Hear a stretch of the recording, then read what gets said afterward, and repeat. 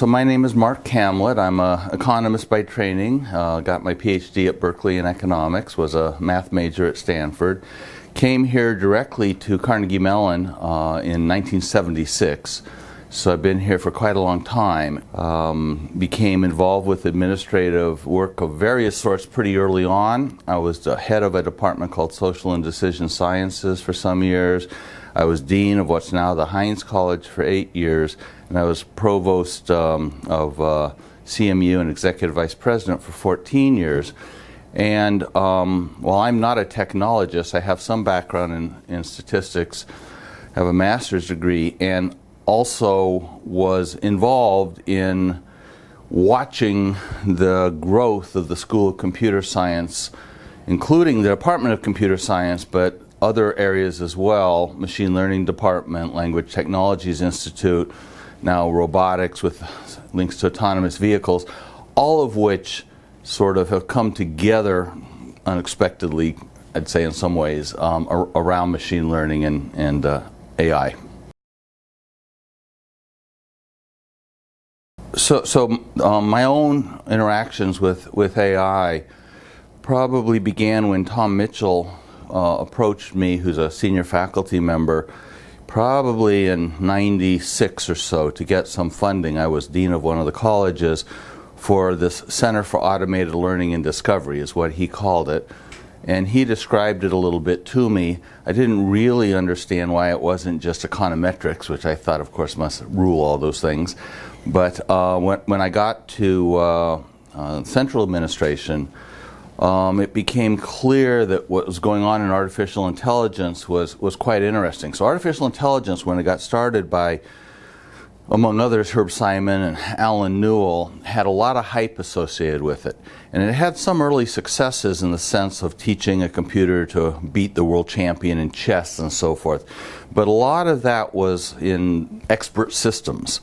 And that only took one so far, and artificial intelligence went into, forget what they call it, but like the deep freeze winter of artificial intelligence, where it was thought to have been kind of a fad that had its moment and it wasn't clear things were going to go.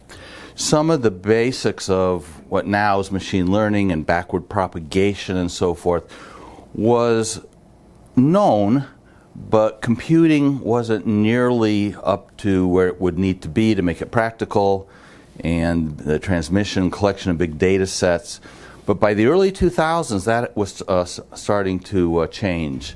And when we set up the machine learning department, it was the only machine learning department in an academic institution, and it still is. And it's a pretty vast enterprise now. There's probably about 75 faculty, some of whom are in our statistics department, some are in machine learning, some are in other places on campus, but who have a real legitimate solid link to machine learning department. And then we have the natural language technologies, much of which is machine learning. We have the Robotics Institute with so much work on autonomous vehicles, and that has a lot of machine learning algorithms in the last couple of years. And so when I stepped down as provost in 2014, to be honest, it was kind of like, wow, I've sort of watched this thing from one step removed.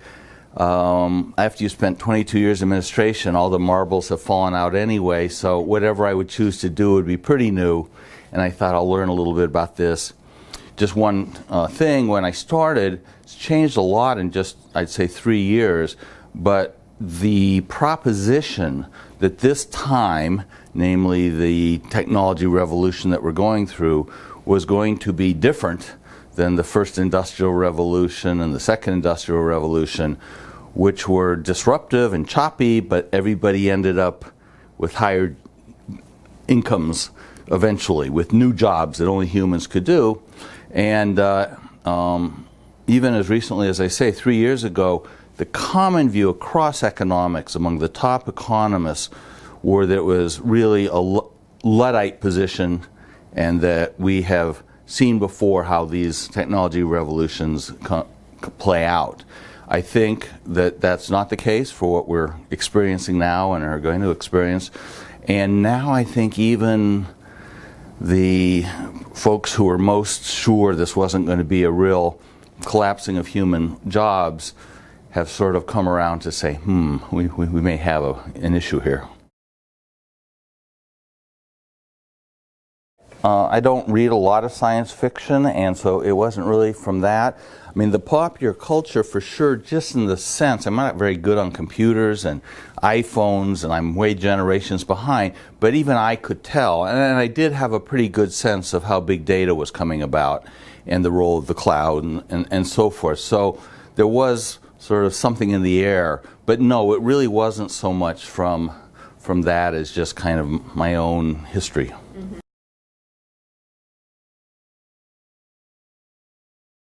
Not easily, because there hasn't been very effective communication.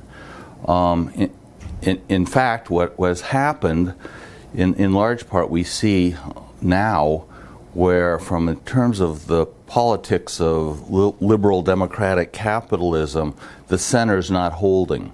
And if you look now at Poland or Turkey, they're moved to, as one of them, both members or affiliates of the EU, they're starting to dismantle their democracies pretty much. If you look at Hungary, you're looking at something somewhat like that. If you look at Italy, it's controlled by an extreme right-wing coalition, not yet kind of, and very anti-EU.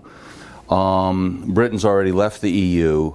And of course, in the American system, we've seen what's happened since the last presidential election.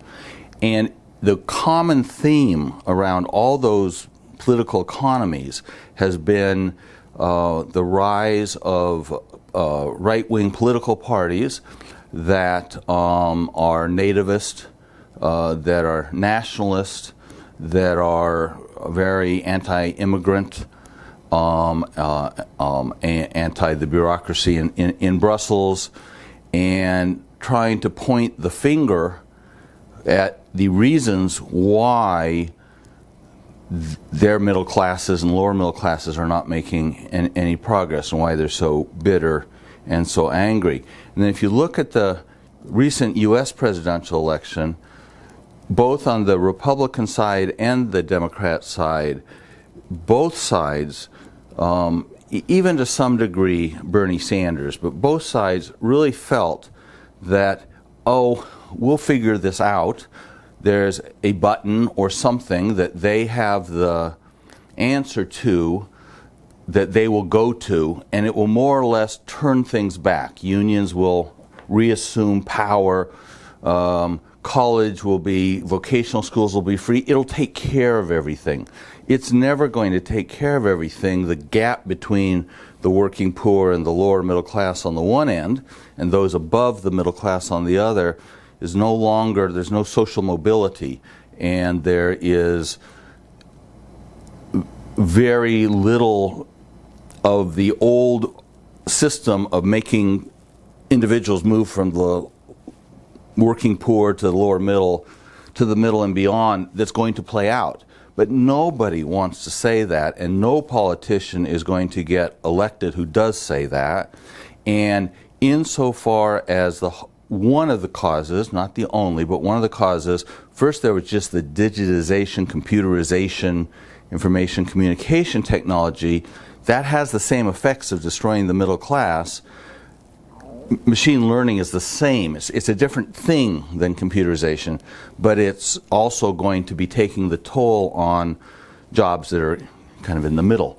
And so to articulate what's going on in terms of economic and political effects of all that we're seeing happening is something that no entity is in very good shape to articulate. None of the political parties, and so forth. So there are not easy and comforting ways that seem to have been developed.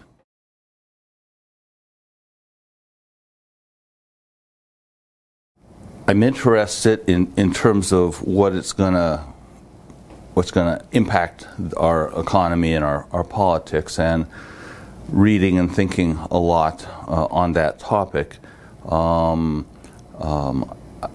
I've now been kind of discovered, and I have given keynotes and trying to articulate it to not so much scientific community nor the technological community, but elected officials, foundations, not-for-profit leaders, and now more recently trying to be more thoughtful about, well, what should happen. My sense is that capitalism, so in the Industrial Revolution in the early 19th century, when it came into being, most of the people who came from agriculture into the factories, it was awful life, and short lifespans, terrible environmental, no public health, child labor laws. People even grew less in terms of stature, and Marx predicted, this isn't going to work. But what was not anticipated was the development of what we now would call liberal democratic capitalism, which expanded the franchise, put into place lots of social safety networks, changed regulations, and sort of reinvented capitalism. And then in the 1930s, it was reinvented again with the Depression and in the U.S., Franklin Roosevelt. And what popped out after World War II was the liberal, democratic, capitalist welfare state, which was really, again, quite a reinvention of capitalism. What's going to be required here for sure, and if we're lucky, is the reinvention of capitalism in some other fashion, maybe innovation capitalism or something, that is what we should be thinking about what that should look like. As I said, it kind of builds on computerization. So some of these things you may say, well, where is the fine line? But they're very complementary. But to take an example, take lawyers. You don't want to go into the legal profession these days. And law schools around the country are even decent law schools, are cutting the size of their entering classes. The graduates can't find good employment. A lot of them will try to seek pro bono work to get started or paralegal work.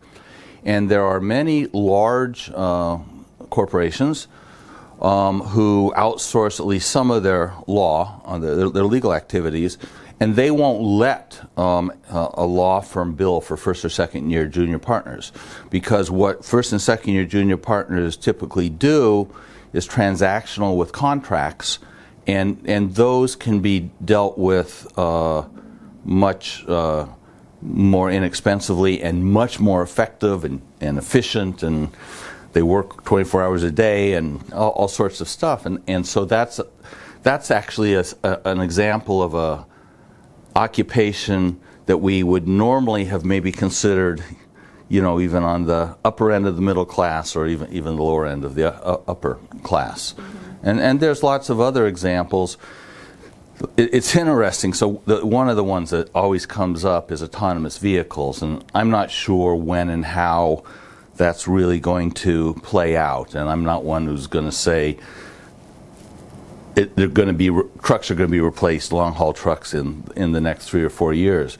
But everybody knows that's going to happen in large part eventually.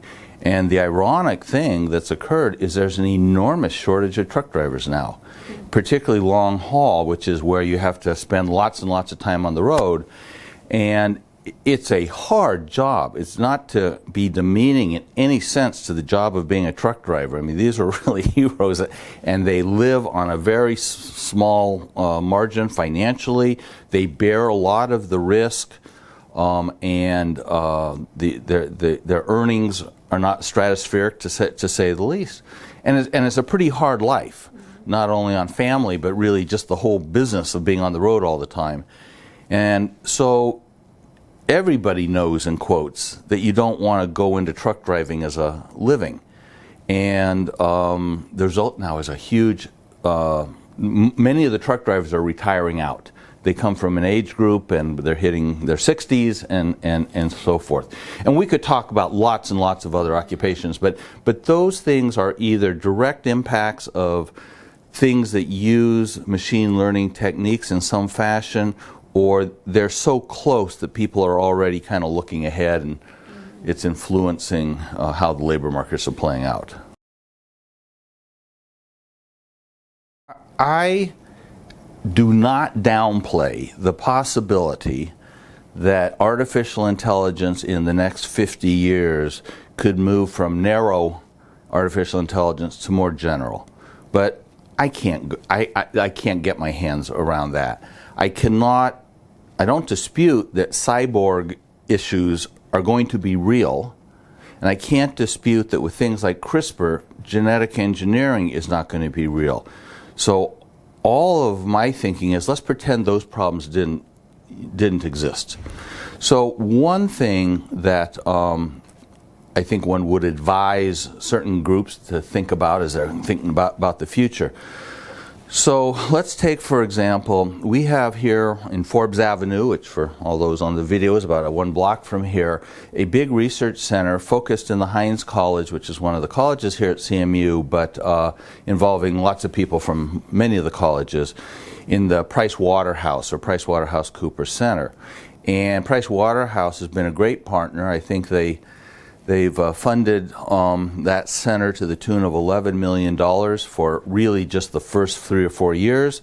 They're very happy, and they're in discussions now for another round. So this may not be what that center is working on exclusively or even primarily, but you know, the killer app for all those companies is going to be the ability to do auditing. Once you can do auditing through AI, and the first one that gets there, and the first one that can cement in intellectual property to do it, is in a position to really transform that whole industry. So contemplate that. Now, are there going to be auditors? There was a comment in the New York Times this last week or two by an auditor at one of these consulting companies saying, no, she said, I'm looking forward to not having to do all the drudgery that the technology is letting me now not have to do, and I'll be very much productive and more productive. And that actually is right. It won't all be done by machines. You'll have to have humans that play a sophisticated role as kind of operators. And I don't mean like just by pressing buttons, but really keeping an eye on the strategy of how this is being approached and where there's loopy things that are going on. Probably a good way to make sure you're in that group would be to work your way up through the system, learn about all the techniques of being an auditor and so forth, but also look to learn the other stuff that you'll be one of the ones that sort of is around. A lot of time, you see this in even The Economist or Business Week or something, don't worry, intelligent machines are going to work with us, not against us. That's certainly true, but it misses the point, because if there's going to be some operators, that's going to be a real skill. It's going to involve lots of organizational management sophistication as well as auditing sophistication. It'll be highly compensated. That person will be much more productive. There just won't be very many of them. And now you have tens and tens of thousands of individuals working for these companies who, in total, the number of human jobs that will remain won't be nearly as many. And it is the case that the technology is going to be working with the human, unless some kind of general intelligence, which is not the path that I think machine learning is on at present. But so I think the same might be true for truck driving. I mean, if you do that for a few years so you really understand the business, but you're capable of kind of doing a side project of thinking ahead, you'll be maybe one of the people that really thrives, and maybe thrives a lot. But it's not a panacea, because however many there are, there's not going to be that many of those folks.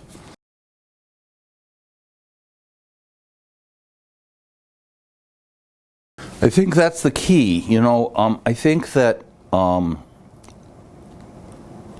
when you think of the role of intelligent machines and jobs, you think of the impact on people having jobs. What will I do for a job? How much money will I earn? Can I make a living? Can I raise kids? Can I send them to college? And all that is valid. But I think the bigger impact is an existential issue, which is, how do I have dignity? How does a worker feel proud of what they're doing? Feel a sense of dignity? Have a sense that they're contributing as much to society, even if their resources are coming in through different mechanisms, and so forth. The question is, do we work to consume? Do we consume to work? And that's going to be a tremendous issue which is not fully appreciated. So, knowing that we were going to have this interview, I thought of one or two things I've read recently that I thought were very said a lot, and I have a quote here. I can make sure I brought it. Yeah, here we go.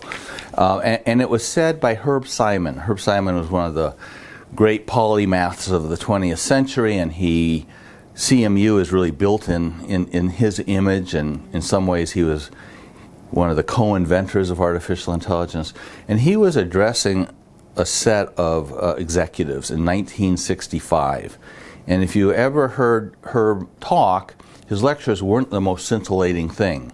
And one's thinking that he's addressing these executives, and this may not quite click in terms of the way you normally think of a charismatic leader doing things. But this is actually a quote, from, I guess, 1965 in this context. So Simon is in front of a bunch of senior executives, CEOs, and so forth. And if I could read it, it's just one paragraph, really. It says, "The developing capacity of computers," and this was a time when computers were like adding machines. I mean, there were some mainframe IBMs, but I mean, it wasn't like we think of today. "The developing capacity of computers to simulate people, humans, will change humans' conception of their identity as a species.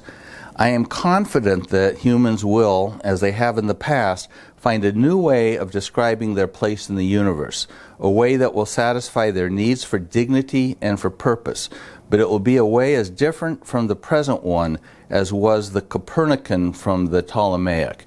And in a way, what we face is something that's akin to the Copernican revolution, where we found out that the sun doesn't go around the earth, and we're not the center of even our solar system, let alone, the universe.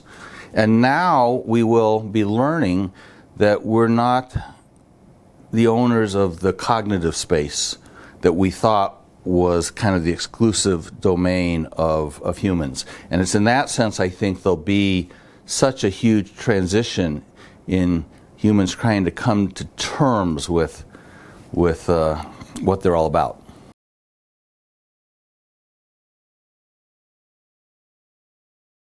Well, the biggest clear example as far as I know, and I'm, as I say, no expert on all the branches of machine learning, but certainly deep learning neural networks it is the example, in the sense that they were in use and of interest, certainly, for a fairly long period of time, but it really wasn't until 2016, not 1966, that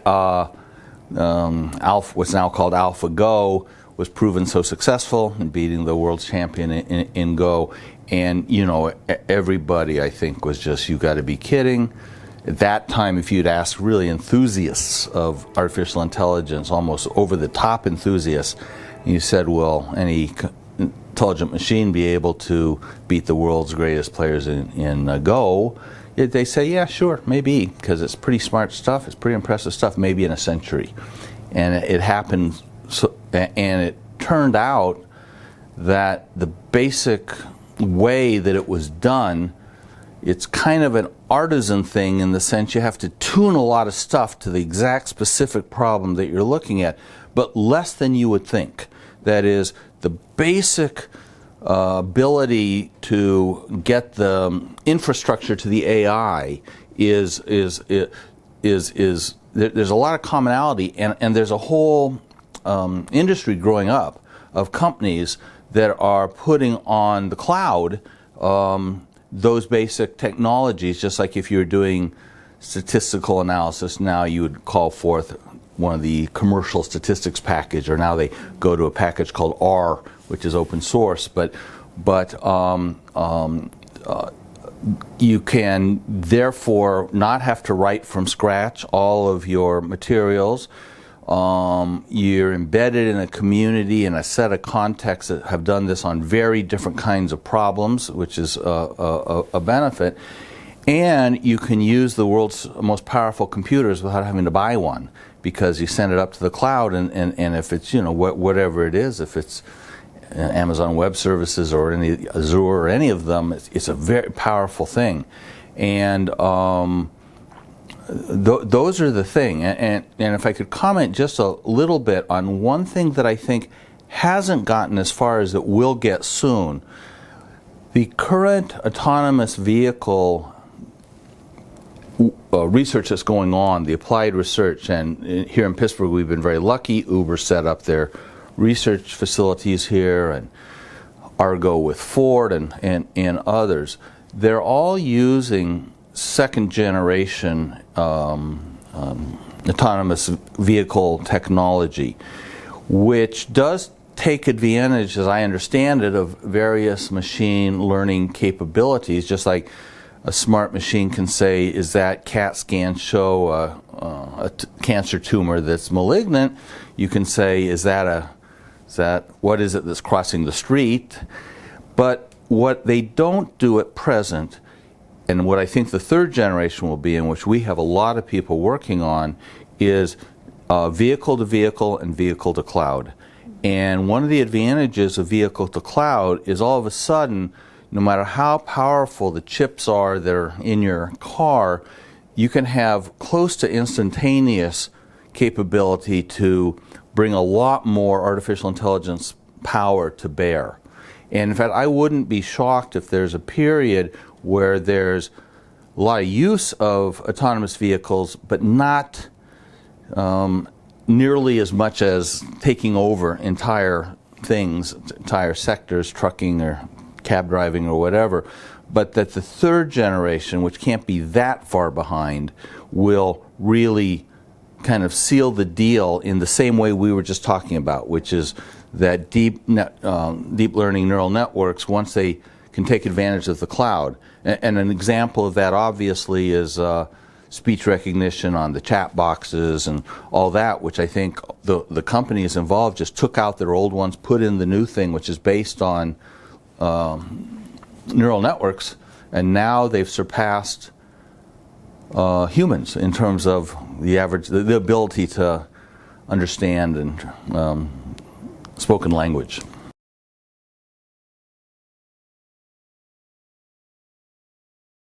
Oh, you mean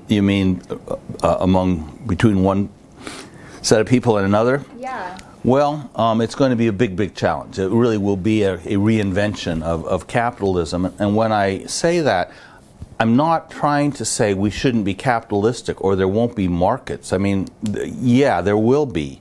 And now every economic system recognizes the power of markets and prices as signals on what to produce and what to consume and so forth. But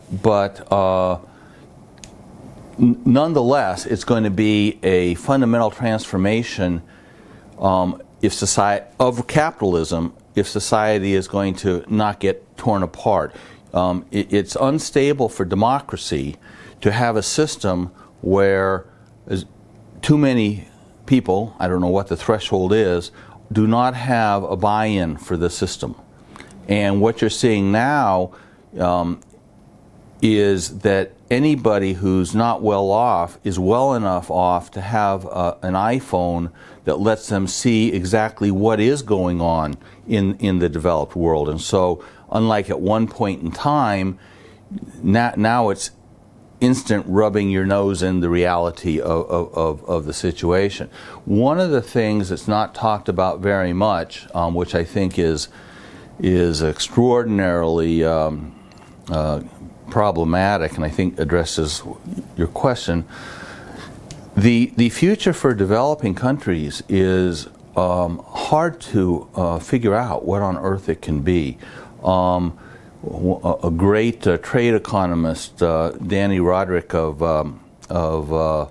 Harvard, who's actually a trade economist, talks about it as premature deindustrialization, which is we all go through economies as they develop. You had a little model in which you go from agriculture to low-level service and assembly, but into industrial, and you have this kind of well-defined food chain. And the industrial part of that is going to be increasingly unviable as the basis for the economies of many of these countries who are working, say, in textiles or other sorts of things. For textiles, Bangladesh, Vietnam, it used to be China a long time ago. If all those things can be produced through additive manufacturing or other methods, ironically, those jobs may all come back to the U.S. and to Europe, although there won't be actually that many jobs. But it will certainly take away an enormous amount of jobs in developing countries. Kai-Fu Lee, who is a individual who was a faculty member here at Carnegie Mellon and was the head of Microsoft Asia and the head of Google Asia, now is one of China's most well-known venture capitalists, feels that the future is that there are going to be two countries that are going to fight for dominance, and that's the U.S. and China.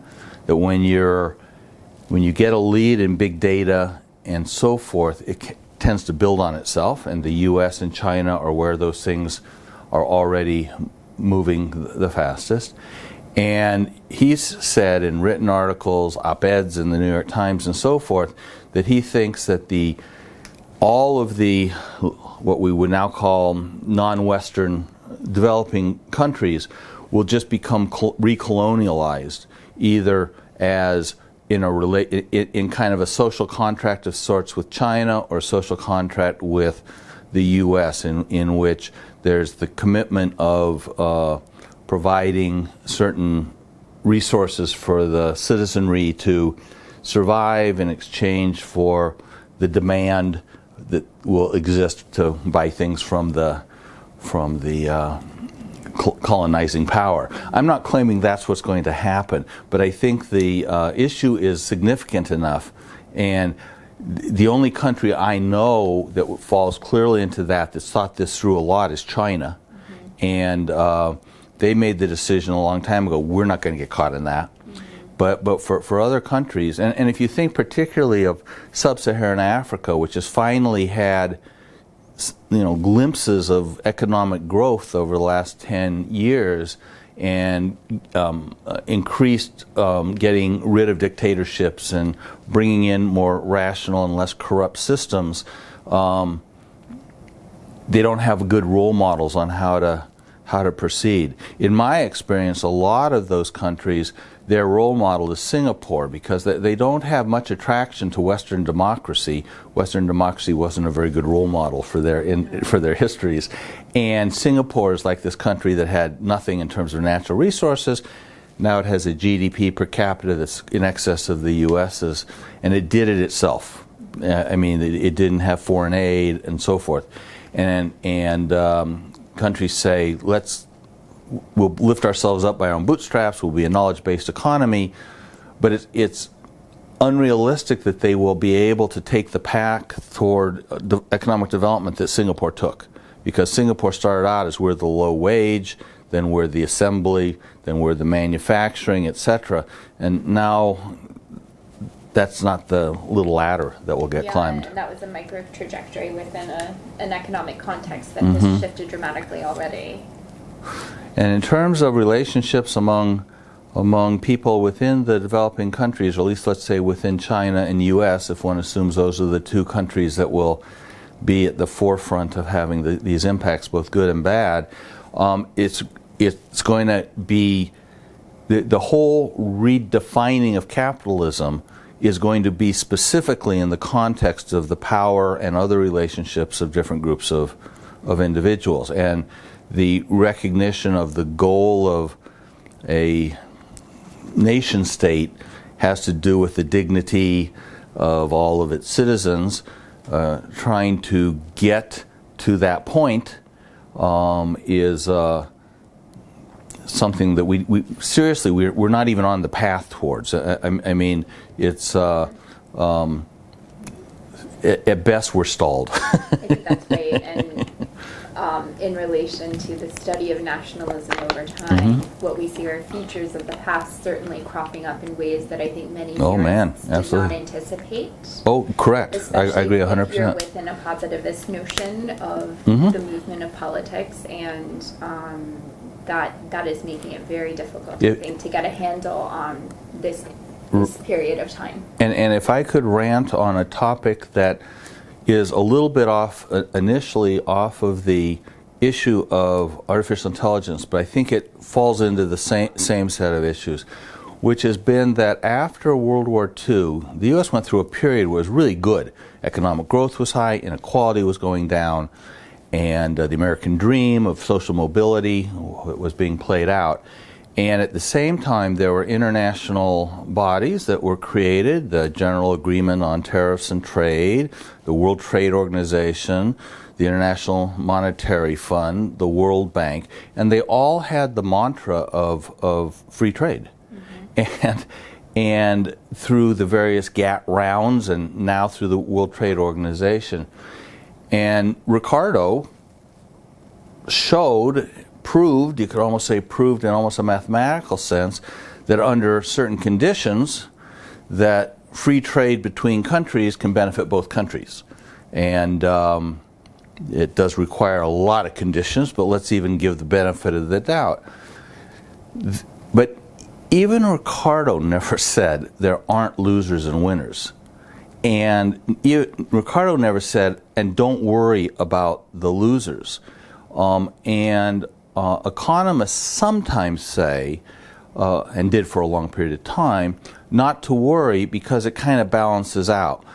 In one situation, the rice farmers do well or do badly, but some other farmers in the U.S. do better, and it all kind of balances out. And moreover, that leads to lower prices, just as artificial intelligence will do for what you buy at Walmart. And the less rich, the poor, the working poor individuals can go to Walmart and get a lot of basic things for lower price than would otherwise be the case. So look, they benefit too. But they don't benefit anywhere close to as much as they'd benefit if they had a decent job. And the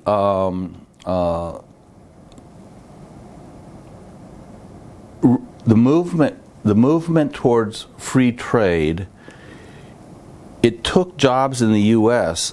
away from people in the middle class, just like automation is. Automation replaced them in one way.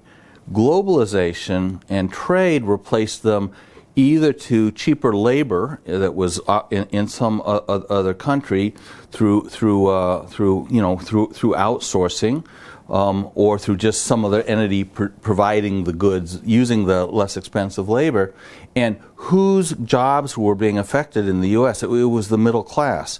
And so in a way, these phenomena are starting with computerization, actually, and digitization, moving now into kind of a on steroids version in the form of machine learning, but also this recognition that the mantra of free trade requires a whole lot of caveats.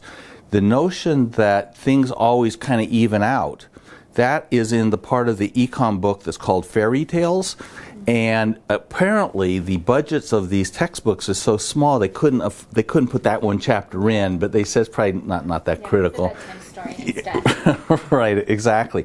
So to my mind, these issues of computerization, artificial intelligence, trade, and so forth share some things in common in terms of what's happening and what we're going to have to do to change things. And it's that I think is an interesting divergence where people had lumped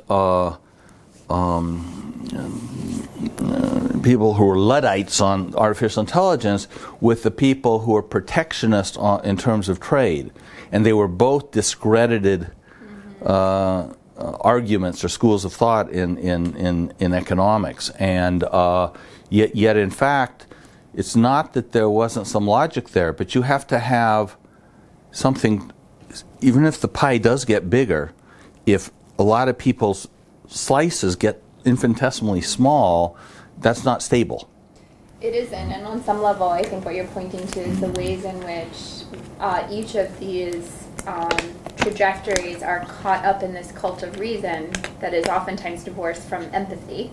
So looking at the broad strokes of these macro trends and trajectories and sometimes ignoring the implications on the individual, the micro. You're exactly right. I think that the individuals who have made great fortunes and the companies that have made great fortunes would not recognize, and it's not because they're bad human beings, but they wouldn't recognize the degree to which it was luck. I mean, they were in the right place at the right time, and even then it still might have just been kind of serendipity that certain things happened the way they did. And that insofar as that's the case, there's a social presentation that says you can't ignore the redistribution that's necessary. One of the challenges we face, though, is that there's always kind of a rush to the bottom across countries, and those individuals can say, well, I will just go to a nation state where I'm not facing those kinds of things. But I think they feel that they worked really hard, and they did, and they were really smart, and they put up with unbelievable amounts of tension and hassle and anxiety, and they made it work, and they drove through concrete, and more or less they deserve what they've gotten. I would also say that in the past, they call it capitalism because there's this other input to production, which is physical capital in addition to human labor. And the notion that Marx and others would say is that, and the people who own the capital get a better deal than the workers, and that's the whole logic of why, if there are complaints with capitalism, and that's kind of the Marxist complaint with capitalism. And as I said previously, it was just that Marx didn't quite anticipate that capitalism was going to evolve in a way that really sanded down the edges. But increasingly, the economy is not capitalist in the sense that it was, namely physical factories and plants. If you look at a Google, or you look at a Facebook, or you look at almost any of the IT-related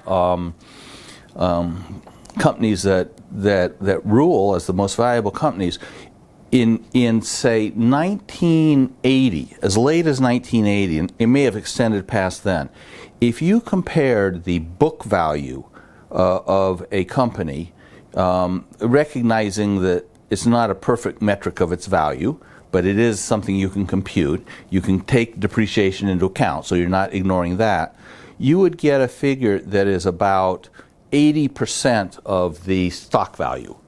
And so the rest of it is something else than just the physical, I purchased this machine. Now that number is down to as little as 5, 10, or 15%. And it's not that there's not capital, but the capital is intellectual property, and the capital is brand, and the capital is the processes that you've put into effect. So if you're Starbucks, you can go into a Starbucks anywhere and get really the same service, and that's a brand, and it's also a mechanism for production that Starbucks has that other units don't have. So we have capitalism, but it's all these intangibles, and our tax system and everything sort of isn't built around that. And it's just an observation, but it's another feature where I think what we're seeing in artificial intelligence and computerization is a key reason for that. Mm-hmm.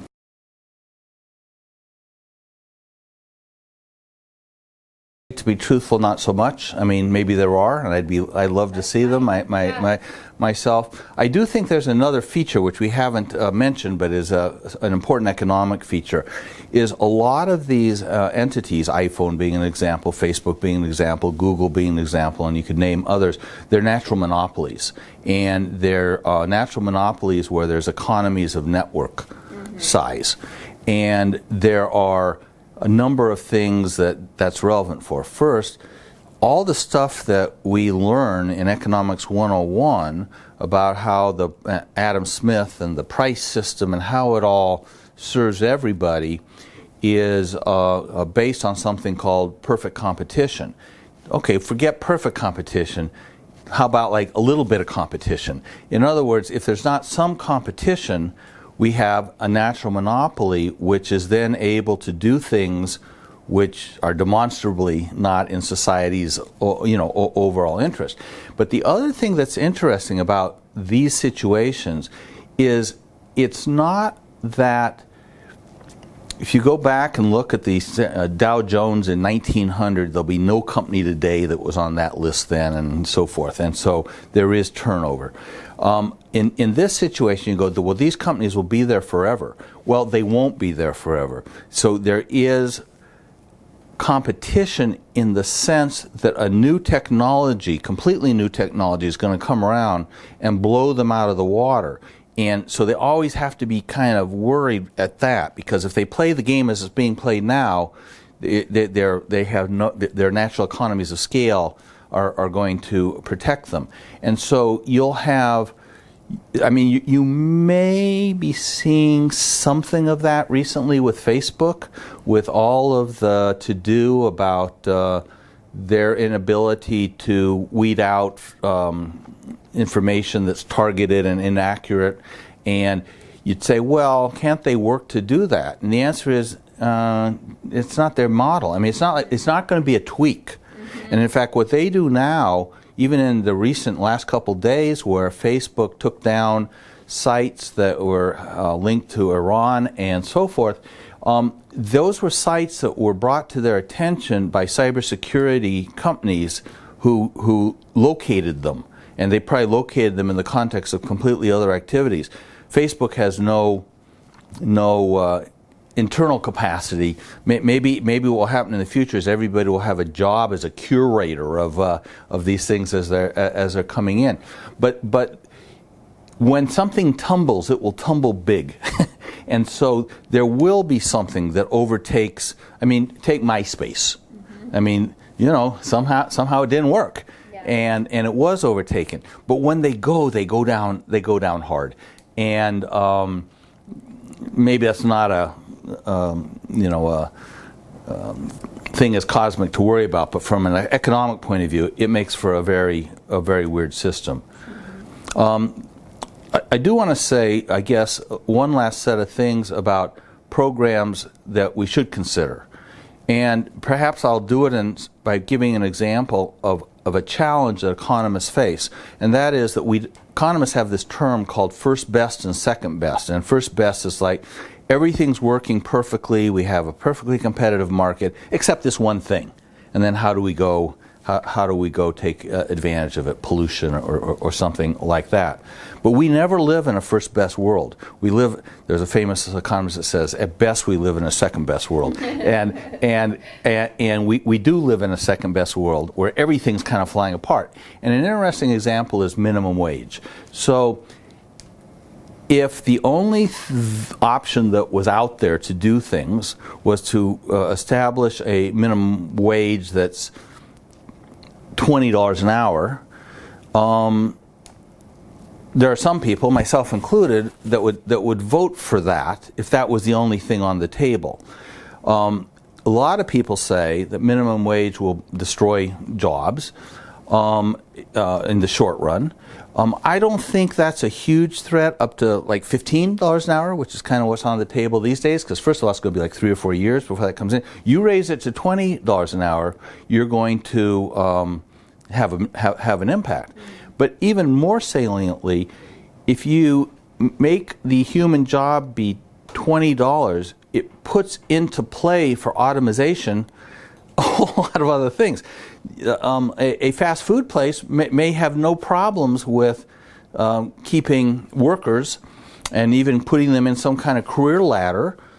But if all of a sudden they're entering wage as 20, can they automate a lot of things that take place in fast food? They absolutely can, and there are examples now of places that actually have maybe one human in the entire large restaurant, establishment. So what if not minimum wage? Well, there are wage subsidies, there's earned income tax credits, there's this whole range of things which we don't have the luxury to kind of fine-tune.